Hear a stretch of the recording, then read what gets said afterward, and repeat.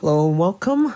This will be a video on how to solve for the focal points of a hyperbola. Previous to this would be knowing how to graph a hyperbola, and we will be working off of that. So that's where we're going to start off with. So in this section, I am going to go ahead and start by a recap, looking into how to graph a hyperbola that is in its standard form. So underneath below, you have the equation y minus 4 divided by 3 quantity squared minus x plus 1 divided by 4 quantity squared is equal to 1. From here, we should be able to tell that the center is located at negative 1 comma 4 because for x is equal to negative 1, that's what the numerator is equal to 0, whereas y is equal to 4, that's what is making that numerator equal to 0. The radius for x is going to be equal to 4. Sorry, that 4 there looks kind of like a y, so I do apologize. Whereas the radius for y is going to be equal to 3. With those found, now we're going to go ahead and sketch out what the graph looks like. Starting at the center, we're going to go to negative 1, and then we're going to go up to 4. 1, 2, 3, 4, which is over here. From there, we will go ahead and go out 4 in each direction horizontally. So 1, 2, 3, 4. And then also 1, 2, 3, 4. So those are going to be kind of like the endpoints of the box that you're going to draw. Similarly, going vertically, you're going to go up by 3 and then down by 3. So those are going to be your locations. And what we're going to do is we're going to go ahead and draw the box where we would normally see the ellipse if we were going to draw the ellipse. But because we're drawing the hyperbola, then we're just going to do something with it instead, where we're going to go ahead and graph on the outside. For this box, we're going to now connect the diagonals from one corner to the other containing the center. So in one case, you have a diagonal that looks like this equation, or this equation of the line. Whereas for the other one, it'll look like this right here. Okay. And just to kind of fill in the rest of it, so once again, that this is going to be 4 and this is going to be 3. That now tells me that the diagonal asymptote is going to be the following. In the point slope form, right, you know that the diagonal are going to contain the center. So that means that we will have y minus 4 is equal to, there are two diagonal asymptotes. One that has a slope of 3/4 going upward. The other one has a slope of negative 3/4 going downward. So a total, it will be plus or minus 3/4 and then multiply by x and then plus 1. So that will be the diagonal asymptotes. And it covers both of them too. The final item is that for the hyperbola, since it's y squared minus x squared, that means the orientation is going to be vertical.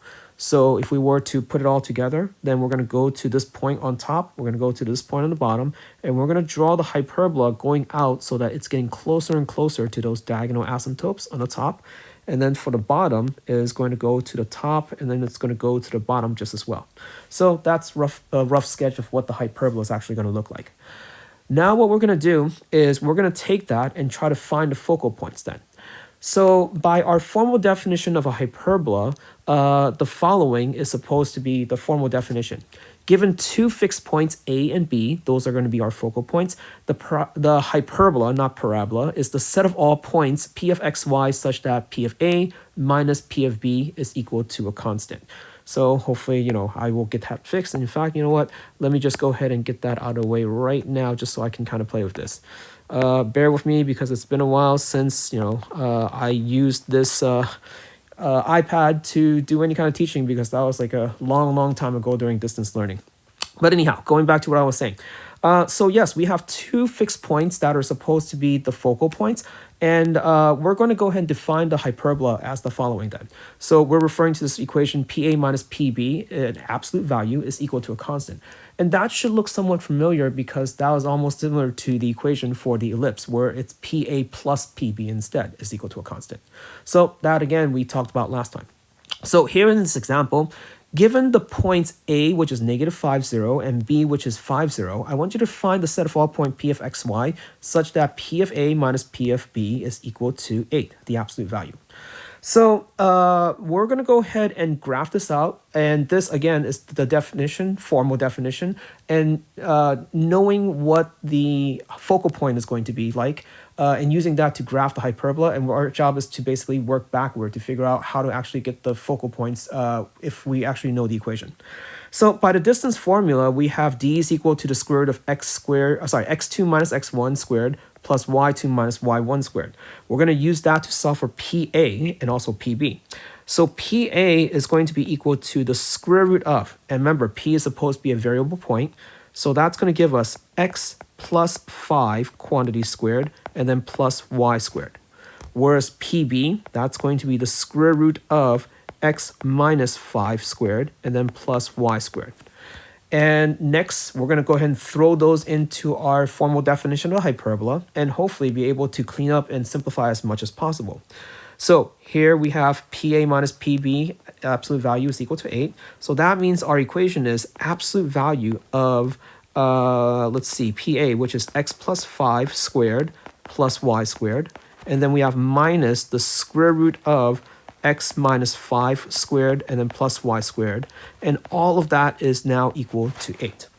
Now, if you're wondering where we can go to simplify this, let me just kind of give you like a, I guess like a simple example to see where it goes. If I have something like, say, absolute value of a is equal to 8, then that means a is equal to 8 or a is equal to negative 8.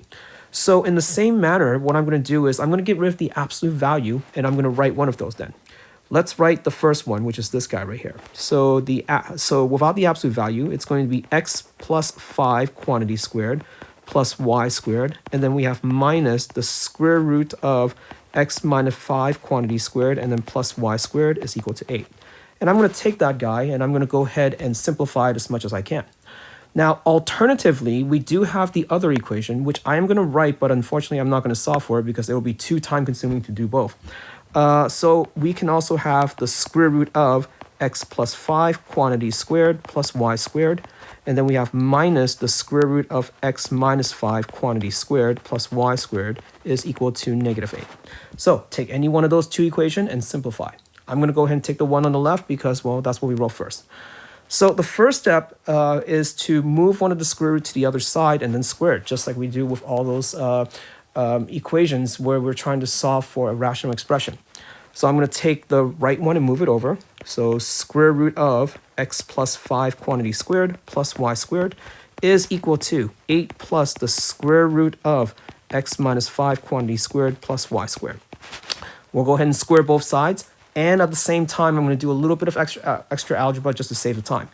By squaring both sides like so, right, I'm also going to multiply out the inside also, expand out the inside. So on the left, we will see x squared plus 10x plus 25, and then plus y squared. On the right-hand side, if we square the whole thing, remember there's FOIL over here. So that'll give us 64, and then we have plus 16 times the square root of x minus 5 quantity squared plus y squared.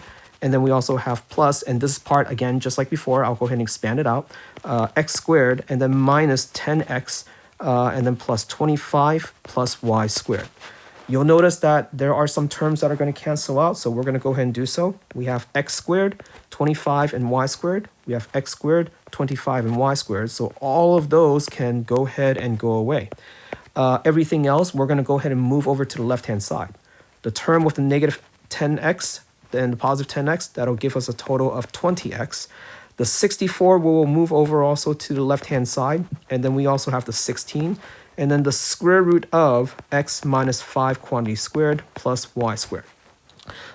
Before we square both sides one more time, I'm going to go ahead and reduce this a little bit because every single numerical value in there of the expression, it is divisible by 4. So I'm going to go ahead and do so to make my life a lot easier. So go ahead and divide by 4, and that'll give us 5x, and then minus 16, and that is equal to 4 multiplied by the square root of x minus 5 quantity squared, and then plus y squared. We'll repeat the process one more time. If you took the other route, you should get something similar. And then at the very end, maybe in about like 3 or 4 more steps, we should have exactly the same answer. So feel free to try the other route if you want to. But nonetheless, I'm going to go ahead and now square both sides. So let's go ahead and kind of like, change the color so you can see it. So this one, I'm going to go ahead and square it. This one, I am going to go ahead and square it. And in doing so, we are now going to have 25x squared minus 5 times 16 times 2, so that's a total of 160x, and then plus 16 squared, which I'm just going to write 16 squared because, I don't know, maybe I just don't want to multiply it out. 324, whatever. Is equal to, for the other side, we're going to multiply that out also, and everything gets squared. The 4 gets squared, which is 16, times inside, the square and the square root cancels out, but I'm also going to multiply out the inside as well. So that's x squared minus 10x, and then plus 25, and then also plus y squared. And remember, all that is multiplied by the 16, so just please make sure you remember that. On the right-hand side, we can go ahead and clean some stuff up. I'm noticing that this part is going to be 16x squared minus 160x, and then plus 400, and then plus y squared. And the left-hand side is equal to the same thing, but more importantly, what I really like is that they both have negative 160, so that's going to actually go away. So moving all the terms of variables on the left, moving everything with all the variables on the right, we will now have the following then. We have 25x squared, and then we have, let's see, minus 16x squared. So actually, let's go ahead and combine that together. Let's get rid of this. 25 minus 16, so that's going to give us a total of 9x squared. And then we have minus, oh, right there, there's actually a 16 right here, so I almost forgot about that. So that's minus 16y squared, and that is then equal to, on the other side, we have 400, and then minus, we might as well write that out right now, that's going to be equal to, what is it, 16 squared. And you know what, I'm going to do a little bit of fancy math if it's okay with you, because, well, we learned all that math, might as well use it, right? Rather than writing 400, let me go ahead and write that as 20 squared, if that's okay with you. So this is going to be 20 squared instead of a 400. And the reason why I want to do that is, well, 20 squared minus 16 squared, that is a difference of square, and we can use that to our advantage. That in turn is 20 plus 16 multiplied by 20 minus 16. So this is kind of like a way for you to kind of bypass, multiplying everything out, because if you're not good at multiplying, hey, there you go. That is going to give you 36 multiplied by 4, and that then is what you're going to divide to the other side. So then that means the next step, divide both sides by 36 times 4, and then by 36 times 4 as well. On the right, you're going to get 1. On the left, you have 9 divided by 4 times 36, so that do give me 16, so that's x squared divided by 16. And then minus, for the 16, that's going to go away, and I'm thinking it's going to give me 9 then over here as a result. And finally, when we put it together, inside the square, this is then going to be your result then. Okay, so putting it all together now, this is going to be our hyperbola using the focal points. I know from graphing, right, this tells me because it's x squared minus y squared, the hyperbola is going to be opening sideways. And I also drew the box. The center is going to be at 0, 0. And also, let's see, the radius of x and the radius of y is going to be, well, 4 and 3. So let's go ahead and write that down first. Center is going to be 0, 0. Radius of x is equal to 4. Radius of y is equal to 3. And so here's the 3, here's the 4, and I think we're good to go. Since the orientation is left and right because it's x squared minus y squared, then that means that my hyperbola looks like the following. Okay, and so there's the graph then. Now, in order to, well, actually the next step is we're now going to implement the focal points, because in this case, we know what the focal point is supposed to be. They're supposed to be 5, 0, and also negative 5, 0, and they're located right here. So the question is, well, how do you figure out what the focal point is if you know what the radius of x is and the radius of y is? Well, I think the best way for me to kind of show it to you is that the focal distance is supposed to be 5 from the center. So I know that that's what I'm solving for. In terms of the relationship, maybe if I kind of draw this to help you see it, I am going to draw kind of like an arc of a circle, and that is a part of a circle with radius 5. And if you notice on that circle, right, there is a point right here that is supposed to be 3, 4 that goes through the circle with radius 5. So that tells me that this guy right here is 5 because this length right here is supposed to be the same as this length of the circle because they're both radii of the circle. And when you look at it that way, now you can see what's the relationship between those 3 things then. So the radius of x squared plus the radius of y squared is equal to my focal distance squared. Or I guess if you want to kind of like, put it all together, the focal distance of the hyperbola is supposed to be the major radius squared and then plus the minor radius squared. Whereas if you recall for the ellipse, right, it's supposed to be a difference. So that's going to be major squared minus minor squared. All right, so going back to the very beginning, piece it together. Let's go ahead and try that right now. In our very first problem, right, we found everything. So we found the radius of x, we found the radius of y, and so forth. Now we're going to go ahead and implement the point that is supposed to be the focal point. So for us, we're going to go ahead and solve for that right now. The focal distance is supposed to be equal to, according to us, the major squared plus the minor squared. So in this case, that's 4 squared because that's the larger radius, plus the minor radius squared, so that's 3 squared. And then that's going to be all inside the square root. So that in turn is going to give us 5. And if you look at the orientation of this hyperbola, once again, this is up and down. And if you look at our picture from our derivation, our focal points are supposed to be inside each one of those hyperbolas. So that tells me in this picture, I am going to go ahead and add to the y value from the center then. So from the center, my center over here, which is negative 1 comma 4, we're going to add 5 to the y value and also minus 5 to the y value. So negative 1 plus or minus 5, and those are going to be our focal points. So in one case, it's going to be negative 1 comma 9. And then whereas in the other case is going to be negative 1 comma minus 5. So that is going to be negative 1 then. And I think my picture sucks because, well, I probably drew it wrong a little bit. So let me go ahead and make that small little change if it's okay. It's not here, it's not here, but rather it is located a little bit higher up, which is like over here. And then it's also going to be over here. But there you go. All right, well, there you go. Hopefully you were able to get something out of that.